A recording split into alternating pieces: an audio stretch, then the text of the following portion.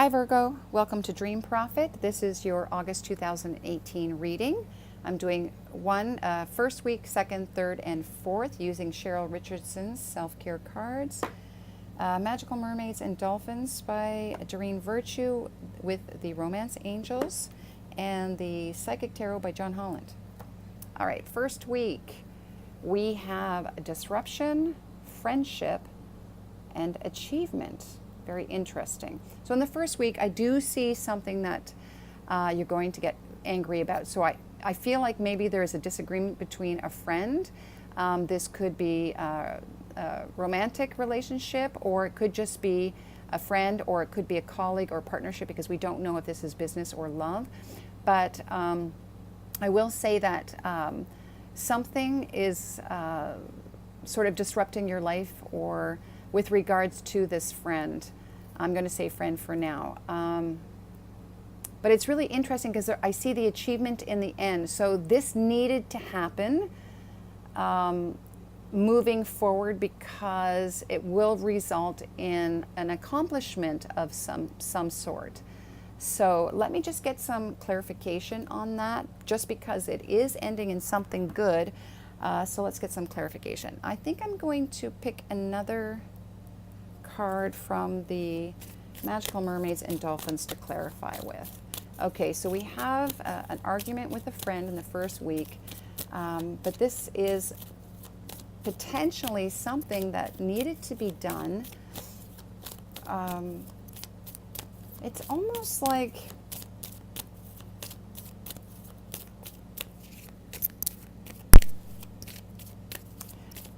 the achievement for you is needing to walk away from this. And while it may be disruptive, it could be a friend who is constantly battling with you, and you needing to, like, realizing that and moving forward. So let's get some clarification on this achievement here.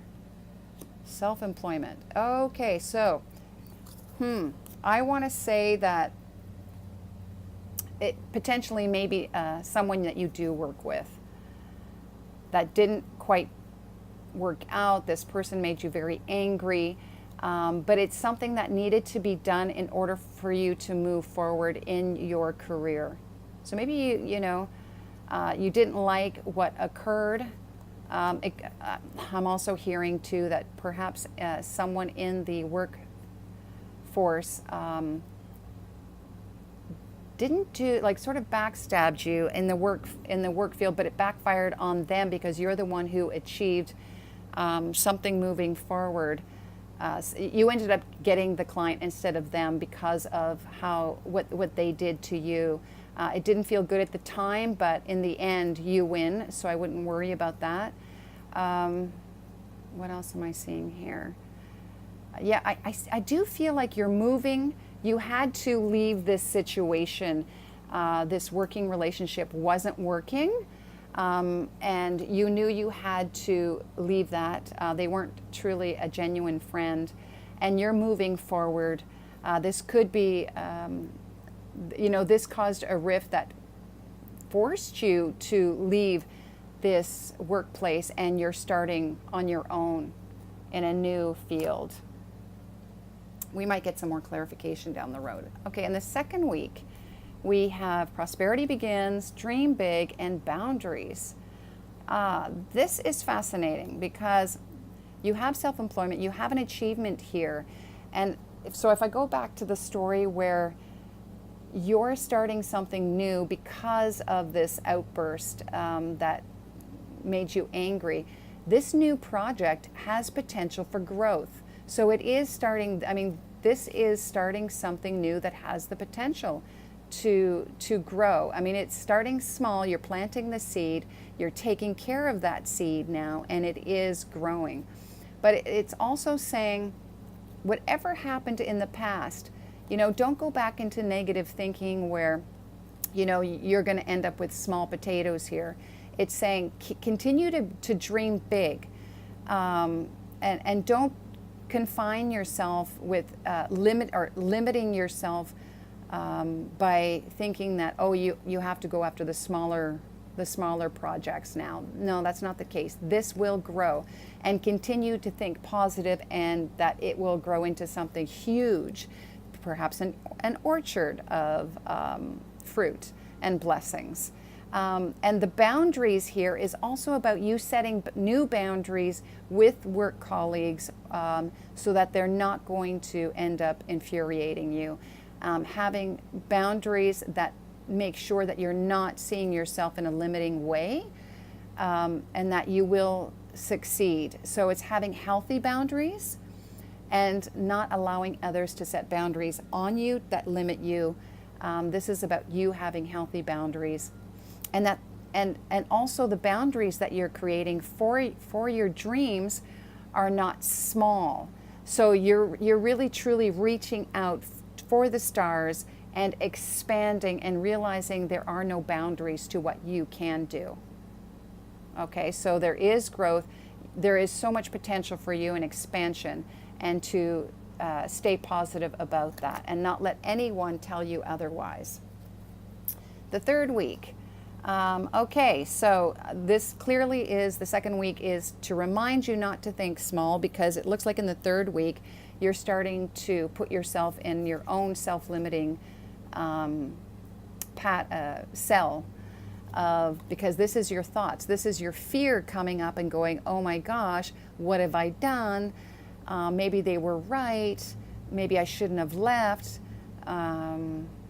maybe I should have listened to what they had to say even though I didn't like it. But no, don't fall victim to that, because these are your own negative thoughts that you're putting yourself in a jail cell, in this boundary that just said don't put any limitations, and you kind of went into your head and you started doing that. What's nice here is you're not going to be stuck there. So the third week, yeah, you're going to feel that probably in the beginning of the third week. You're going to feel that fear coming towards you, and then you realize, oh my gosh, what am I doing? And then you have to realize that you have to let go of all these negative, self-limiting thoughts, walking away from them, moving away from them, and being more in a state, a state of healthy playfulness. And you can see and hear, being able to sleep better at night. And maybe that's where you start having those nightmares where you can't sleep. And this is saying continue to be lighthearted, have fun, enjoy yourself, move away from any stress or anxiety or fear-based thoughts, so that you can be more in this playful state, and that is going to help you continue to manifest and open yourself up to what you want in your life, and the abundance that is opening up here for you that you began. And then let's see what happens in the fourth week. Aha, good. Okay, so you've had this revelation by the end of this month, what's been going on and what you've been doing to yourself. It does say be patient with the process, and I am taking this upside down because it's a season and a time indicator, and this says fall, winter. So I want to say that be patient with the process, that things will start to grow, and you're removing all these self-limiting boundaries around you. But this will happen, and it will bring you into fall, winter, so that you are going to start setting your sights higher, and you're going to be reaching for the stars, and you're going to realize that you can do this, and no one can hold you back. Because here's the revelation card. You suddenly have this aha moment that, yes, this is what you're doing to yourself, and why do you have to listen to other people? And that not everybody has the best interest for you, but you don't have to listen to it. Just continue doing you, reaching for the stars, moving forward, and everything will take care of itself. All right, let's quickly get into the love. Let's start off with the single Virgos for August 2018. Single Virgos for 2018 August. Here we go. First week, second week, third week, fourth week. Okay, so the singles. All right, it's saying get out there. Get out there. Make an effort. If you like someone, let them know. It's the little boy kissing the girl. This is just an indicator that you really have to express your love. If you want to find someone, bring someone into your life, then, don't be shy. Second week. So this is an indicator that, okay, this person that you're going to attract may be someone from your past. So maybe reconnecting with someone that you've already dated, and letting them know that you still have feelings for them. Or it could be that the person you meet, you've had a past life with before. Third week. Okay, so not everything is quite as they seem. So it may be that one partner is not as open to love as you, or vice versa. Perhaps in the third week, and I'm looking at these cards too because, you're in fear. So it could be that you're not expressing your love in the third week. You're closed off to love in the third week for what you're going through, so that the love is not there. Or it could just be that you've realized that maybe you've reconnected with someone from the past and you realize, yeah, you can't go back. You can't. The love that you felt back then is not the love you feel now. So you have to let them go. But that doesn't mean, in the fourth week, that doesn't mean you have to give up on love altogether. This could be you realizing, okay, I'm going to keep myself open to other people moving forward. This could also mean, again, that in the third week you just don't have, you're closed off to love right now because you're dealing with a whole bunch of other issues. And by the fourth week, you're expressing your love. Okay, so in the first week, you're reaching out, someone from the past. You may not, or that person may not be ready to open up themselves up for what you're offering. That doesn't mean you shouldn't express yourself. Still express yourself in the fourth week. You don't know what could come out. Maybe they're waiting to hear what you have to say. Or maybe in the third week you're just not ready to do so, and you are by the fourth week. Let's get an overall. This could be the one. All right. So maybe that's all about you not giving up on the process. Perhaps you're making the effort. They're not quite ready to receive that attention right now. You're feeling it. Maybe that's why the fear comes in. And then the fourth week, you don't give up. You express yourself. And then this is to let you know it's really worthwhile you expressing your feelings, because maybe this person just isn't ready, but they are the one for you. All right. Let's quickly look at partnered couples. You could just be girlfriend, boyfriend, or girlfriend, girlfriend, boyfriend, boyfriend, or husband, wife.